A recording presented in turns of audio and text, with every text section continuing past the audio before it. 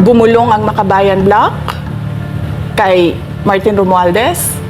At dahil sa kagustuhan ni Martin Romualdez na hindi siya atakihin at dahil sa gusto niyang suportahan ang Makabayan at ang NPA, nakinig siya.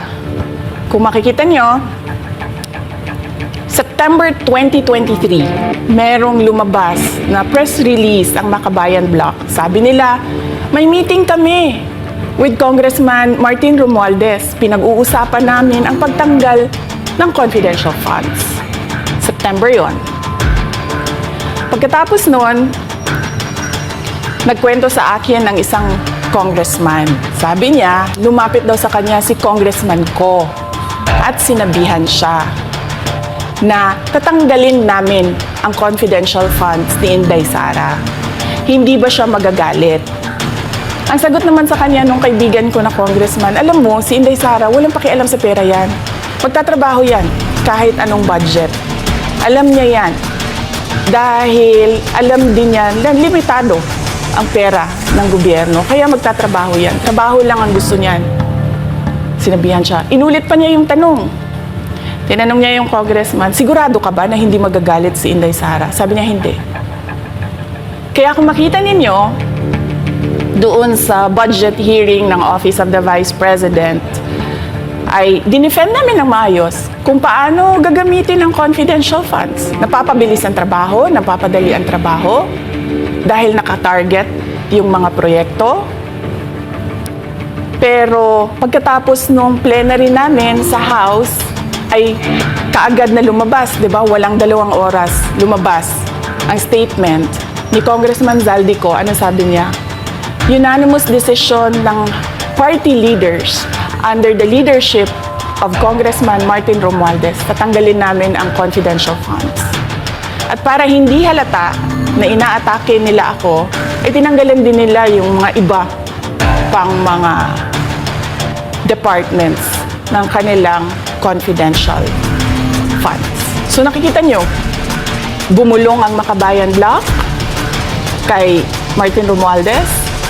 At dahil sa kagustuhan ni Martin Romualdez na hindi siya atakihin at dahil sa gusto niyang suportahan ang Makabayan at ang NPA, nakinig siya. At ang ginawa niya, tanggalin yung budget. Alam na nila kung anong gagawin nila bago pa kami pumunta sa plenary ng House. Hindi ko alam yon. Kasi nasabihan na lang ako nung kaibigan kong congressman pagkatapos na. Nung nakita ko na nagsabi si Zaldico, tanggalin niya ang confidential funds ng Office of the Vice President. So doon ko na lang naintindihan na aatake sila gamit ang confidential funds. Dahil sumunod nun, October, ay merong dated na October na audit memorandum ang Commission on Audit. Tapos meron silang October 3 na audit memorandum ang Commission on Audit. So sunod-sunod yun, nakita mo. Naglabas ng press release ang Makabayan, nag-defend kami ng budget namin, nagsalita si Zaldico, lumabas ang mga AOM ng COA, September, October. Kaya yan din yung rason. Nung nakita na namin at na-confirm namin doon sa audit memorandum ng COA na ito na yon, confirmation ng pag-atake.